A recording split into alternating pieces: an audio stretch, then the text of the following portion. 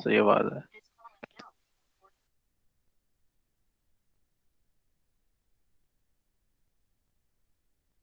اعوذ باللہ من الشیطان الرجیم بسم اللہ الرحمن الرحیم رب اشرح لی صدری ویسر لی امری واحلل عقدۃ من لسانی یفقهوا قولی رب زدنی علما رب زدنی علما رب زدنی علما.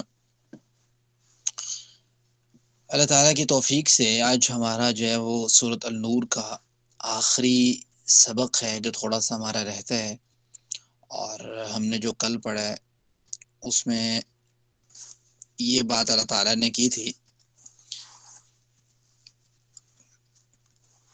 کہ لیس علی الاعمى حرج ولا علی الاعرج حرج، کہ بعض لوگ جو ہیں وہ کسی قدرتی عیب اگر کسی کے اندر موجود ہوتا ہے تو اس کے ساتھ کھانا کھانا جو ہے وہ ناگزیر سمجھتے ہیں.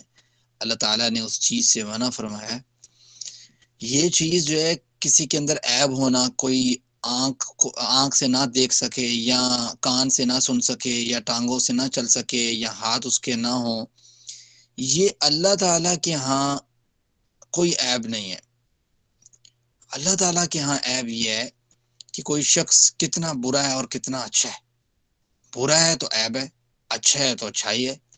تو یہ اللہ تعالیٰ کے ہاں معیار یہ نہیں ہے کہ کوئی شخص جو ہے نا اس کے پاس ٹانگیں نہیں ہیں، اس کا ایکسیڈنٹ ہو گیا تھا، یا کسی کے پاس آنکھ نہیں ہے. تو یہ معیار جو ہے انسان کو اور مسلمان کو ہمیشہ ذہن میں رکھنا چاہیے، اور یہی معیار ایسا معیار ہے کہ جو معاشرے میں اس ٹائپ کی کمیونٹی کو ان کے حقوق دیتا ہے. اور اللہ تعالیٰ یہ بات فرماتے ہیں کہ ان کو اب کھانا کھلانا، ان کے ساتھ بیٹھنا، یہ تو اچھی بات ہے. پھر کوئی شخص مریض ہے تو یہ سمجھے کوئی شخص کہ اب مریض ہو گیا چونکہ، تو اب اس کے میرے ساتھ کوئی کام نہیں رہ گیا. بالفرض جیسے بعض بچے جو ہیں والدین کے مرض کے اوپر جو ہے والدین کو جو ہے نا بہت کچھ کہہ جاتے ہیں. اسی طریقے سے بات جو ہے وہ بہت سے مواقع پہ ویسے تو بہت ساتھ ہوتے ہیں، لیکن کوئی مریض بن گیا تو اس کو جو ہے نا بالکل ہی ویسے کچھ نہ سمجھنا. تو یہ مریض ہونا یہ بھی اللہ تعالیٰ کی جانب سے ہوتا ہے نا، انسان کو تو نہیں پتا کہ کب کس نے بیمار ہونا ہے. تو یہاں پہ انسان کو پیشنٹ اختیار کرنا چاہیے.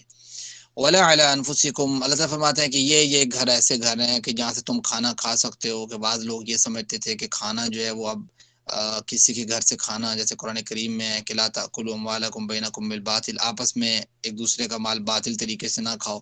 تو کچھ نے سمجھا کہ پتہ نہیں یہ بھی باطل طریقہ ہے کسی کے گھر جا کے کھانا کھانا. تو اس چیز کو بھی جو ہے نا وہ اللہ تعالیٰ نے جو ہے نا ایکسپلور کر دیا کہ بھی ایسا نہیں ہے، آپ جائیں دوسروں کے گھر سے کھانا کھا سکتے ہیں. یہ تو محبت بڑھانے کا ایک طریقہ ہے. اور ساتھ فرمایا کہ بعض لوگ یہ سمجھتے تھے کہ الگ الگ کھانا کھانا چاہیے. کچھ کہتے تھے جمع ہو کے کھانا کھاؤ، کچھ کہتے تھے جمع ہو کے جو کھاتے تھے وہ الگ الگ کو ٹونٹ کریں، الگ الگ جو کھاتے تھے وہ جمع ہونے والوں کو کریں. گیا ہے تھوڑا بھی کوئی طریقہ ہے.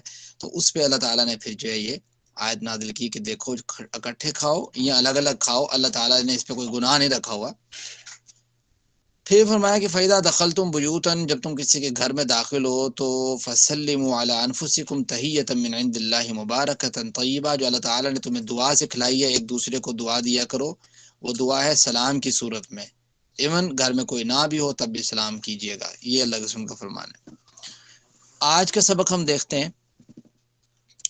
آج کا سبق ہے آیت نمبر 62 سے. اللہ تعالیٰ فرماتے ہیں اس میں، آج کے سبق میں پتہ کیا چیز ہے؟ آج کے سبق میں یہ ہے کہ اگر مثال کے طور پر مجلس لگی ہوئی ہے نا کوئی، جس کے اندر اجتماعیت اور اجتماعی کوئی ورک آؤٹ ہو رہا ہے، کوئی سب لوگوں کا کام ہے، تو وہ اجتماعی مجلس میں پوچھ کے اٹھنا یہ اچھی بات ہے. وداؤٹ پرمیشن جانا کوئی اچھی بات نہیں ہے. مثال کے طور پر اب یہ ہماری کلاسز کا جو سسٹم ہے یہ بھی ایک اجتماعی سسٹم ہے. اس میں بھی اگر آپ بعض ٹیچر نے تو اجازت دی ہوئی ہے، کوئی پرابلم نہیں ہے، بعض کے نزدیک یہ ان کو اچھا نہیں لگتا. تو وہاں پہ اب یہی ہوتا ہے کہ سب لوگوں کا اکٹھا ہی ایک مدعا ہوتا ہے اور سب لوگ یہ سمجھنا چاہ رہے ہوتے ہیں، سب لوگوں کا ہی معاملہ ہوتا ہے. تو بعد میں جنہوں نے اجازت دی وہاں چلے جائیں، لیکن جن نے اجازت نہیں دی وہاں پہ پوچھنے کے بغیر نہ اٹھ کے جائیں. اسی طریقے سے بعض اوقات مجلس ہوتی ہے کوئی قرآن کریم کی، حدیث مبارکہ کی، یا کوئی بڑا شخص جو ہے وہ بلاتا ہے، گھر میں کوئی بلا لیتا ہے، والد بلا لیتا ہے سب کو کہ چلو ادھر آؤ کام ہے، سب سے مشورہ طلب کرنا ہے.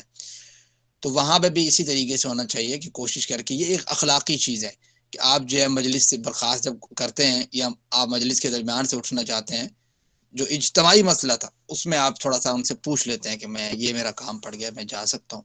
تو یہ ایک جو ہے نا بڑا ایک ایتھکس والی بات ہے. تو اللہ تعالیٰ فرماتے ہیں انما المؤمنون، بے شک مومن تو وہ ہیں، الذین وہ لوگ آمنو جو ایمان لے کے آئے، باللہ اللہ تعالیٰ پر، ورسولہ اور اس کے رسول پر، وَإِذَا كَانُوا مَعَهُ اور جب وہ ہوتے ہیں ان کے ساتھ، یعنی اللہ کے رسول صلی اللہ علیہ وسلم کے ساتھ ہوتے ہیں، علی امر کسی کام پر، جامع وہ کام کیسا ہوتا ہے؟ وہ کام ہوتا ہے اجتماعی، ٹھیک ہے. لم یذهبوا نہیں وہ جاتے، حتی یہاں تک کہ یستأذنوا وہ اجازت طلب کر لیتے ہیں، پوچھ لیتے ہیں کہ بھائی ہم چلے جائیں، ہمیں فلاں کام پڑ گیا، گھر یہ مسئلہ ہو گیا. ان الذین بے شک وہ لوگ جو یستأذنون کا اجازت مانگتے ہیں آپ سے، اولئک یہی وہ لوگ ہیں، الذین وہ جو یؤمنون باللہ ورسولہ جو اللہ اور اس کے رسول پر ایمان لے کے آئے ہیں صحیح معنوں پہ. فَإِذَا اسْتَأْذَنُوكَ اچھا یہاں تک ایک بات ختم ہوتی ہے. آپ یہ دیکھیں بعض اوقات ایسا ہوتا تھا کہ جو سیکنڈ ٹائم ہے نا، یعنی ظہر، عصر، مغرب، عشاء، یہ سیکنڈ ٹائم سمجھ لیں اسے دن کا، اس میں تو چلے نماز کے فوراً بعد اللہ سے ڈسکس کر دیتے کہ مجھ پہ یہ وحی نازل ہوئی ہے، لیکن ایک دورانیہ تھوڑا سا نا لمبا ہے، وہ ہے فجر سے ظہر تک کا. تو فجر سے ظہر تک کا دورانیہ کافی لمبا ہونے کی وجہ سے بعض اوقات ایسا ہوتا تھا کہ اذان دے کے ساروں کو بلا لیا جاتا تھا. اگر کوئی خاص وحی نازل ہوتی تھی یا خاص کوئی حکم نازل ہوتا تھا یا خاص کہیں جانا ہوتا تھا یا کوئی پرابلم ہوتا تھا یا کوئی جنگ کا یا کوئی غزوے کا کوئی، تو اس طریقے سے بلا لیتے تھے. تو اب کیا کرنا، منافقین نے بیچ میں آ کے بیٹھنا اور درمیان سے کھسک جانا. آپ کو پتہ ہے مجلس سے جب اٹھنے لگ جائے نا لوگ، یہ مطلب مسجد میں بھی اگر آپ دیکھیں گے یا کسی اور مجلس میں بھی دیکھیں گے تو وہ نا بد مزہ سی ہونے لگ جاتی ہے، آہستہ آہستہ بد مزہ سے ہونے لگ جاتی ہے کہ بھئی ایک بندہ اٹھتا ہے، دوسرا دیکھتا ہے کہ وہ جا رہا ہے تو اس کو کام نہیں بھی ہوتا نا، دھکے سے وہ سوچتا ہے کہ بھئی کیا کام ہوگا مجھے باہر، کیا کام ہوگا، پھر اس کو بیٹھے بیٹھے پیاس لگنے لگ جاتی ہے. یہ ہمارے آڈیٹوریم میں جو مطلب یونیورسٹی کا آڈیٹوریم میں یہی تو ہوتا ہے اکثر. تو وہ ایک اٹھتا ہے، دوسرا اٹھتا ہے، دوسرا تیسرا. تو یہ دیکھیں کتنی پیاری اللہ تعالیٰ نے اصول سمجھایا ہے کہ دیکھیں اگر کوئی جینون پرابلم ہے تو سمجھ آتی ہے، لیکن یہ جینون تو خود بنا لیتے ہیں پکڑ کے دھکے کے ساتھ. میں ان الذین یستأذنون کا جو آپ سے اجازت طلب کرتے ہیں یہ وہ لوگ ہیں جو اللہ اور اس کے رسول پر ایمان لے کے آئے ہیں. فَإِذَا اسْتَأْذَنُوكَ پھر وہ اگر وہ اجازت طلب کریں، مانگیں آپ سے اور کہیں کہ ہمیں لبعض شأنہم اپنے کسی کام کے لیے، فَأْذَن لِمَنْ شِئْتَ تو آپ اجازت دے دیجئے جس کے لیے آپ چاہیں، یعنی آپ کو جو سمجھ آئے کہ واقعی اس کا کام صحیح ہے، درست ہے، اس کو جانا چاہیے، اس کے گھر میں واقعی اس کی ضرورت ہے ان میں سے، تو آپ ان میں سے اس شخص کو بھیج دیں. وَاسْتَغْفِرْ لَهُمُ اللَّهُ اور بخشش مانگیے ان کے لیے اللہ سے، اللہ تعالیٰ سے ان کے لیے معافی بھی مانگیے کہ اللہ تعالیٰ ان لوگوں کو جو ہے وہ معاف فرما دے. ان اللہ غفور الرحیم یقیناً اللہ تعالیٰ بہت معاف کرنے والا ہے اور بہت زیادہ رحم کرنے والا ہے. اگلی آیت مبارک ہے لا تجعلوا دیکھو بھائی نہ تم بنا لو. اس آیت میں نا اللہ کے وسلم کے ساتھ اخلاق کیسا ہونا چاہیے، اللہ کے وسلم کی شان مقام جو ہے وہ بہت بڑی ہے اور مرتبہ بہت عظیم ہے. تو انسان کو بڑی ہی احتیاط کا پہلو برتنا چاہیے، نہ اللہ کے وسلم کی شان میں غلو کرنا چاہیے اور نہ اللہ کے وسلم کی شان کو گھٹانے کی کسی بھی انداز سے کوشش کرنی چاہیے. ہر ممکن حد تک جو ہے وہ اعتدال برتنا چاہیے. افراط اور تفریط اسلام میں دونوں جائز نہیں ہے. افراد کا معنی یہ ہوتا ہے کہ انسان کسی کی شان اور مقام کو اس کی شان اور مقام سے بڑھا دے، اور تفریط کا معنی یہ ہوتا ہے کہ کسی کی شان کو گھٹا دے، یعنی کہ ایڈیشن سبٹریکشن آپ اس کو کہہ لیں کہ کسی کی شان جو ہے وہ رسول ہیں، وہ نبی ہیں، ان کو کہنا کہ وہ اللہ تعالیٰ کے برابر ہیں. جس طریقے سے عیسائیوں نے حضرت عیسیٰ علیہ السلام کو اللہ تعالیٰ کا بیٹا کسی نے بنا لیا، کسی نے اللہ تعالیٰ بنا لیے، اور کسی نے جو ہے نا وہ جناب عزیر کو یہودیوں نے ان کو اللہ تعالیٰ کا بیٹا بنا لیا. ٹھیک ہے، کسی نے جو کہا کہ اللہ تعالیٰ کا فلاں اختیار جو ہے وہ اس کو ہے. تو یہ اختیارات جو ہیں وہ اللہ تعالیٰ کے کسی کو دے دینا گویا اللہ تعالیٰ کی شان کو گھٹانا اور دنیا کے کسی شخص کی شان کو بڑھانے کے مترادف ہے. اور اسلام نے دونوں چیزوں سے منع کیا ہے. اسلام نے قرآن کریم میں تو اسپیشلی اللہ تعالیٰ نے کہا ہے قل یا اہل کتاب، اہل کتاب کو وہ پہلے مخاطب ہو کے کہا ہے، بعد میں الگ سے بھی کہا ہے یا اہل کتاب، اہل کتاب لا تغلو فی دینکم، یار اپنے دین میں غلو نہ کیا کرو۔ جتنا اللہ تعالیٰ نے جس شخص کو جتنا مقام عطا کیا، جتنا مرتبہ عطا کیا، جو واضح بات بتا دی ہے وہی بات پہ رہو، نہ اس کو کم کرو نہ اس کو بڑھاؤ، اور یہی دین کی خوبصورتی ہے اور یہی دین سمجھانا چاہتا ہے۔ تو اللہ کے وسلم کا جو معاملہ ہے اس پہلو میں بڑا احتیاط برتنے کی ضرورت ہے۔ بعض اوقات مسلمان بھی جو ہیں وہ بہت زیادہ احتیاط نہیں برتتے اور کئی بہت آگے لے جاتے ہیں۔ آگے لے کے جانے سے مراد کہ اللہ تعالیٰ کے حقوق کے ساتھ جو ہے نا وہ اللہ تعالیٰ کی شان اور مقام کے ساتھ میچ آؤٹ کروانے لگ جاتے ہیں۔ ہم یہ کہتے ہیں کہ اللہ تعالیٰ کے ساتھ اللہ کے رسول کا کوئی کمپیریزن نہیں ہے۔ کمپیریزن پتہ کیا ہوتا ہے؟ کمپیریزن ہوتا ہے ان دو چیزوں کے درمیان جو کوئی جن کے اندر کوئی سمجھ بھی آتی ہو، کوئی ہاں بھائی یار یہ چلو میں، ہاں آپ سب لوگ ہیں مثال کے طور پر، ہم سب ہم اثر ہیں بالفرض۔ ہم اثر کا مطلب ہوتا ہے ہم ایک ہی راؤنڈ میں پڑھ رہے ہیں، ایک ہی سن میں پڑھ رہے ہیں، چلو ہمارا آپس میں کمپیریزن ہو سکتا ہے کہ میں کہوں کہ یار یہ فلاں بچہ جو ہے مثال کے طور پر یہ بچہ جو ہے عبد الحمید جو ہے یہ حسین احمد سے بہتر ہے، ٹھیک ہے، میں کہوں جی حسین احمد جو ہے وہ سہیل احمد سے بہتر ہے، ٹھیک ہے، اس طریقے سے بات ہو سکتی ہے۔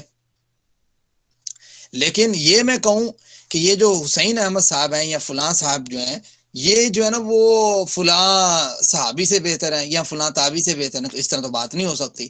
تو کمپیریزن ہوتا ہے ہمیشہ دو ایسی چیزوں کے درمیان جن کا کوئی تناسب بنتا بھی ہو۔ اس وجہ سے اللہ اور اللہ کے رسول کے درمیان کوئی تناسب نہیں ہے، یعنی یہ آپ کو اس کا کمپیریزن کریں کہ اللہ تعالیٰ بڑے ہیں یا اللہ کے رسول بڑے ہیں، تو بھائی کمپیریزن ہی نہیں ہے ان دونوں کا آپس میں۔ اسی طریقے سے اللہ کے وسلم کا اور باقی پوری امت کے کسی بندے کا آپس میں کوئی کمپیریزن بنتا ہی نہیں ہے۔ آپ کو جی فلاں بندہ جو ہے اس کے اندر جو ہے نا وہ یہ ہے، وہ اللہ کے رسول کے درجے سے تھوڑا سا یہاں سے بلند ہے، تو ایسا ہو ہی نہیں سکتا۔ تو جس طریقے سے اللہ کا کمپیریزن، جس طریقے سے اللہ کے رسول کا کمپیریزن جو ہے وہ اللہ تعالیٰ کے ساتھ نہیں ہو سکتا، اور نہ انسان کرے۔ بے وقوف ہے وہ شخص جو قرآن پڑھنے کے بعد بھی اللہ اور اس کے رسول کا کمپیریزن اس لحاظ سے کرے کہ کس کے اندر صفات زیادہ ہیں، شان زیادہ ہے۔ شان اور مقام دونوں کا بالکل الگ ہے، بات سمجھتے ہیں؟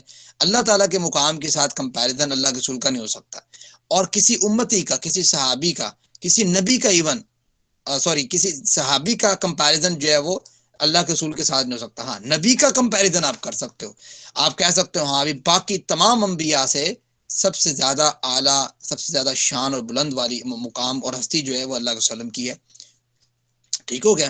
تو یہ انبیاء کا کمپیریزن آپس میں ہو گیا کہ ہاں نبیوں میں سب سے اعلیٰ۔ پھر آئے گا نیچے کہ صحابہ میں سب سے اعلیٰ کس کے اصحاب ہیں؟ اللہ کے وسلم کے۔ اچھا پھر ہمارے اصحاب میں سب سے اعلیٰ کون ہے؟ اس طریقے سے کمپیریزن ممکن ہے، جو ہم اثر بھی ہوں، سمجھ بھی آتی ہو کہ ہاں بھی یہ کمپیریزن بنتا ہے۔ تو ہم لوگ کیا کرتے ہیں، ہم کمپیریزن شروع غلط کرتے ہیں، ہم جو ہے نا وہ اس کو تولنا ہی غلط شروع کرتے ہیں، اللہ کے رسول کو اللہ تعالیٰ کے ساتھ تولنا شروع کرتے ہیں اور اس کو اس کے ساتھ نہیں، اس طرح نہیں کرنا۔ تو اس سے جو ہے نا بڑی خرابی پیدا ہوتی ہے اور معاشرہ بھی بڑا بگڑتا ہے، اور سارے جو ہے نا رولز اینڈ ریگولیشنز جو ہیں اسلام کے بڑے تباہ و برباد ہوتے ہیں۔ اس وجہ سے افراد و تفریح سے کبھی کام نہیں لینا، ہمیشہ وہ بات کرنی ہے جو اللہ تعالیٰ نے اللہ کے وسلم کی ڈیفینیشن اور تشریح اور تفسیر اور باتیں بتائی ہیں، وہی لوگوں کو سمجھانی ہے کہ یہ چیزیں۔ لا تجعلوا، نہ تم بناؤ، دعاء رسولی، اللہ کے وسلم کے بلانے کو، بینکم آپس میں، کدعاء بعضکم بعضا، اس کی مانند کہ تمہارا بعض کو ہے۔ یعنی آپس میں جس طریقے سے تم گفت و شنید کرتے ہو نا، ہاں بھائی اوئے کیا حال ہے بھائی ٹھیک ہو، اس طریقے سے بڑا مطلب آرام سے اس طریقے سے بات نہیں کرنی اللہ کے وسلم کے ساتھ۔ آپ نے یہ منع کر رہے ہیں، اللہ تعالیٰ جو ہے نا صحابہ کرام کو تھوڑا سا تلقین کر رہے ہیں کہ بات کرنے کا انداز آپ کا جو ہے وہ رسول کے ساتھ چینج ہونا چاہیے، اس میں تمیز، اس میں جو ہے نا ادب، اس میں احترام ہونا چاہیے۔ پتہ یہ لگا کہ کوئی اعلیٰ پرسنالٹی ہے، کوئی بڑا ہے آپ سے، تو آپ اسے بات کرنے کا انداز تبدیل کریں گے۔ یہ نہیں ہے کہ آپ جس سے اپنے بچوں سے بات کرتے ہیں اس طرح اپنے والد سے بات کریں گے، نہیں، والد سے آپ کا بات کرنے کا انداز اور ہونا چاہیے، اور اپنے بچوں سے بات کرنے کا انداز اور ہوتا ہے انسان کا۔ تو یہ نہیں ہے کہ آپ جو ہے نا وہ دونوں کو اٹھا کے، آپ بچوں کا اور والد کا تو کمپیریزن نہیں بنتا نا، نہ بیوی کا اور والدہ کا بنتا ہے، تو یہ دونوں الگ الگ جن سے ان کا کمپیریزن نہیں ہو سکتا۔ دونوں کے الگ الگ حقوق ہیں، الگ الگ مقام ہے، الگ الگ شان ہے، دونوں کو آپ الگ الگ طریقے سے ہینڈل کریں۔ تو یہ ساری چیزیں یہاں پہ سمجھنے کو ملتی ہیں کہ لا تجعلوا دعاء الرسول، بھائی آپ نے اللہ کے رسول کو ایسے نہیں بلانا جس طریقے سے آپس میں تم بلاتے ہو۔ ایک معنی اس کا یہ ہے کہ ایسے تم نے بلانا نہیں ہے۔ دوسرا معنی یہ ہے کہ اللہ کے رسول کا جو بلاوا ہے، جو آپ کو بلاتے ہیں اللہ کے رسول، اس کو تم نے ایسا نہیں سمجھنا کہ جس طریقے سے تم آپس میں سمجھتے ہو، ہاں بھائی کسی نے بلایا چلے گئے، نہ بلایا اگر مثال کے طور پر بلا لیا اس نے چلے گئے، اگر اس نے بلایا نہ بھی چلے گئے کوئی مسئلہ نہیں ہے، یہ والا معاملہ نہیں ہے اللہ کے رسول کے ساتھ آپ لوگوں نے کرنا، بلکہ اللہ کے وسلم جب بلائیں کسی کو، اللہ کے وسلم جب کسی کو بلائیں تو آپ نے فوراً جانا ہے، یہ معنی ہے اس کا، بات سمجھ آئی؟ ایون وہ تو نماز کے دوران بھی ایک صحابی رسول کو جب بلایا تو وہ نہیں گئے، تو اللہ کے وسلم نے کہا بھی تم نے کیا یہ قرآن کریم کی آیت نہیں پڑھی کہ اللہ تعالیٰ نے کہا کہ جب بھی اللہ کے رسول تمہیں بلائیں تم ان کی بات سنو، تو اس سے جو ہے نا محدثین کرام نے یہ چیز بھی نکالی کہ اس سے یہ بات ثابت ہوتا ہے اللہ کے رسول بلائیں تو نماز توڑ دو، اتنا اہم بھائی بلانا ہے ان کا، یہ کوئی عام بلانا تھوڑا ہے، ٹھیک ہو گیا؟ اس میں ایک تیسری چیز یہ ہے کہ اللہ کے وسلم کا دعا کرنا، اللہ کے وسلم کا آپ لوگوں کے لیے دعا کرنا، ایسے نہ سمجھو جس طریقے سے تم آپس میں ایک دوسرے کے ساتھ دعا کر کے ایک دوسرے کو کرتے ہو چل ٹھیک ہے چھوڑ پڑے یہ وہ ویسے ایسے ہلکی پھلکی باتیں کرتے ہو، بلکہ ادب اور احترام کا خیال رکھنا ہے۔ سورۃ حجرات جب ہم پڑھیں گے اس کے سٹارٹنگ میں اسی آداب، اللہ تعالیٰ کے ساتھ آداب، اللہ کے وسلم کے ساتھ آداب کیسے ہونے چاہیے وہ سکھائے گئے ہیں۔ فما قد یعلم اللہ، یقیناً جانتا ہے اللہ تعالیٰ، الذین ان کو جو یتسللون کھسک جاتے ہیں، منکم تم میں سے، لواذا آڑ لیتے ہوئے، چھپ چھپا کے نکل جاتے ہیں پیچھے سے، وہ منافقین یہ کام کیا کرتے تھے، تو اللہ تعالیٰ نے اس چیز سے منع کیا۔ فرمایا فلیحذر الذین، پس چاہیے کہ ڈریں وہ لوگ، یخالفون عن امرہ، جو اس کے حکم کی مخالفت کرتے ہیں، ان تصیبہم فتنہ، کہ اللہ تعالیٰ کا ان کے اوپر کوئی آزمائش آ جائے، او یصیبہم عذاب علیم، یا انہیں کوئی دردناک قسم کا عذاب پہنچے۔ یہ جو جملہ ہے نا فَلْيَحْذَرِ الَّذِينَ يُخَالِفُونَ عَنْ أَمْرِهِ، بہت بڑا جملہ ہے کہ بھائی اللہ تعالیٰ اللہ کے رسول کی مخالفت جو ہے نا اس سے بچ جاؤ، جو مخالفت کر گیا اس کی خیر نہیں ہے۔ قرآن کریم میں اس طرح کی اور بھی آیات موجود ہیں۔ مخالفت کیا ہے؟ اب میں اور آپ اپنی جو ہے نا وہ پوری پرسنالٹی کو ذرا اسکین کریں ذرا اور دیکھیں کہ کہاں کہاں مخالفت ایگزسٹ کرتی ہے، پھر آپ کو سمجھ آئے گی کہ واقعی ہم خود مخالفت کرتے ہیں، پھر ہم یہ شکوہ بھی کرتے ہیں کہ یار سعد بھائی یا فلاں فلاں، یار ہمارے اوپر سے آزمائش نہیں ختم ہوتی، اتنا کماتے ہیں، مال بھی ٹھیک ہے، والد کی کمائی بھی ٹھیک ہے، لیکن سمجھ نہیں آتی، کبھی کوئی بیمار ہو جاتا ہے، کبھی جو ہے نا وہ ایکسیڈنٹ ہو گیا، کبھی جو ہے نا فلاں کام ہو گیا، کبھی فلاں کام بگڑ گیا، کبھی اچانک جو ہے وہ چوری ہو گئی، کبھی یہ اس طرح کا معاملہ ہو، یہ کام نہیں ختم ہوتا۔ اس کی ایک بیسک ریزن یہ بھی ہے کہ آپ لوگوں نے کلمہ بھی پڑھا ہوا ہے، پھر بھی آپ مخالفت بھی کرتے ہیں، کیسے کلمہ گو شخص ہیں۔ ان تصیبہم فتنہ، پھر تو تم پہ آزمائش تو آئے گی زبردست قسم کی، یا پھر تمہیں دردناک قسم کا عذاب دیا جائے گا قیامت کے دن، اگر دنیا میں آزمائش نہیں آ رہی تو یہ دنیا کی آزمائش اور آخرت کا عذاب، یہ تو پھر آپ لوگوں کے لیے، ان لوگوں کے لیے پکا ہے جو پھر یہ کام کرتے ہیں۔ تو یہ والی آیت بڑی امپورٹنٹ ہے، یہاں سے اتنا پورشن کہ فَلْيَحْذَرِ الَّذِينَ يُخَالِفُونَ عَنْ أَمْرِهِ، اللہ کے رسول کی مخالفت نہیں کرنی، ٹھیک ہو گیا؟ جتنا بھی آپ کہو کہ میرا یہ موقف ہے، میرا یہ موقف ہے، میں یہ کہتا ہوں، میں یہ کہتا ہوں، جب یہ آ جائے نا کہ اللہ کے رسول یہ کہتے ہیں، بس بات ختم۔ یہ مومن کا جو ہے نا وہ ایٹیٹیوڈ ہونا چاہیے، وہ کہے بس اللہ کے رسول کی بات ہے، یہ جی دکھائیں کہاں ہے، دیکھ لی تسلی ہو گئی، فوراً کہے میں سمعنا و اطعنا، اس کو میں نے سنا اور میں اس کی اطاعت کروں گا انشاءاللہ، نہ کہ یہ کہے اچھا دیکھیں گے، ٹھیک ہے، مسمعین غیر مسمعین، سنی کو انسنی کر دے، وہ والا معاملہ نہ ہو۔ آخری آیت مبارک ہے، اللہ تعالیٰ فرماتے ہیں الا، خبردار، یعنی اس چیز کو اپنے ذہن میں رکھنا، یہ چیز بھول نہ جانا، تھوڑا متنبہ رہو، میری بات ذرا غور سے سنو، یہ سارے معنی میں آتا ہے۔ ان للہ، یقیناً اللہ ہی کے لیے ہے، ما فی السماوات والارض، جو کچھ آسمانوں میں ہے اور جو کچھ زمین میں ہے، کس کے لیے؟ اللہ تعالیٰ کے لیے۔ قد یعلم، یقیناً وہ جانتا ہے، ما انتم، وہ جو تم، علیہ، جس پر تم ہو نا، یعنی جو تم کام کر رہے ہو وہ ہر ایک کام سے واقف ہے۔ تم کہو ہم نے ایک کام ایسے کیتا کسی کو پتہ نہیں ہے، ایسا نہیں ہے، اللہ تعالیٰ کو پتہ ہے، ٹھیک ہے، اللہ تعالیٰ کے علم میں۔ لوگوں سے آپ چھپ سکتے ہو لیکن اللہ سے کوئی شخص چھپ نہیں سکتا۔ وَيَوْمَ يُرْجَعُونَ، اور جس دن وہ لوٹائے جائیں گے، الیہ، اس کی طرف، فَيُنَبِّئُهُم، تو اللہ تعالیٰ کہتے ہیں کہ جب آپ میری طرف آؤ گے تو پھر میں آپ کو متنبع کروں گا، پھر میں آپ لوگوں کو بتلاؤں گا، پھر میں آپ لوگوں کو آگاہ کروں گا، بما عملوا، جو آپ نے عمل کیے ہوں گے، واللہ بکل شیء علیم، یقیناً اللہ تعالیٰ ہر چیز کو خوب جاننے والا ہے۔ الحمدللہ، ہماری سورۃ نور جو ہے وہ کمپلیٹ ہو چکی ہے اللہ تعالیٰ کی توفیق سے، اور مجھے تو بڑی ایک مسرت سی فیل ہو رہی ہے کہ اللہ تعالیٰ نے ہمیں توفیق دی کہ ہم اس کو کمپلیٹ کر پائے اور اس کو اختتام تک پہنچا پائے، اور اس سے کچھ جو حاصل شدہ اسباق ہیں اس کو اپنے دل اور دماغ میں ہم نے ان کو بٹھایا، اور انشاءاللہ اس پہ عمل کی بھی انشاءاللہ ہم کوشش کریں گے۔ تو آپ لوگوں کو بھی امید ہے انشاءاللہ پڑھ کے بھی آپ لوگوں کو مسرت فیل ہو رہی ہوگی، اللہ تعالیٰ کی توفیق سے ہم نے اسے کمپلیٹ کیا ہے۔ کسی کا آج کے لیکچر سے کوئی کویسچن ہے، کوئی سوال ہے تو وہ کر سکتا ہے انشاءاللہ، باقی اس کا ریکیپ سیشن ہم جنوری کے اندر انشاءاللہ اس کو مینٹین کریں گے کسی طریقے سے۔